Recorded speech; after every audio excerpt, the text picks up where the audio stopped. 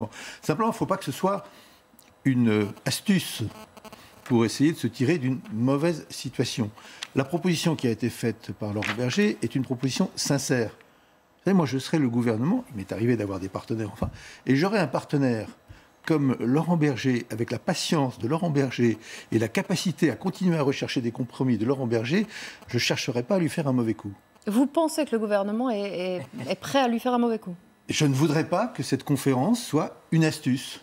On n'est pas à un moment, on n'est pas dans un contexte, y compris un contexte économique, y compris un contexte social, tout ça a des conséquences sur la vie des Français, sur les usagers, je ne vais pas revenir sur tous ces aspects. On n'est pas à un moment où on peut se permettre de faire des astuces. Et une astuce, c'est-à-dire dire aux partenaires sociaux, écoutez, si vous avez d'autres idées pour ce retour d'équilibre budgétaire du système, il n'y a pas de souci, et in fine, faire passer l'âge pivot, c'est ça que vous nous dites? Pas in fine faire passer l'âge pivot. Regardez l'astuce.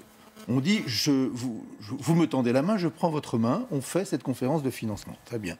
Et dans la nuit, on fait connaître le projet de loi qui comprend l'âge pivot. Dans le genre chiffon rouge, avant la réunion sur la conférence de financement, c'est très difficile de trouver mieux. Donc je connais toutes les procédures, toutes les obligations procédurales, législatives, etc. Je connais ça par cœur. Mais il y a un moment donné où c'est plus qu'une question de procédure, c'est une question de mode de communication. Et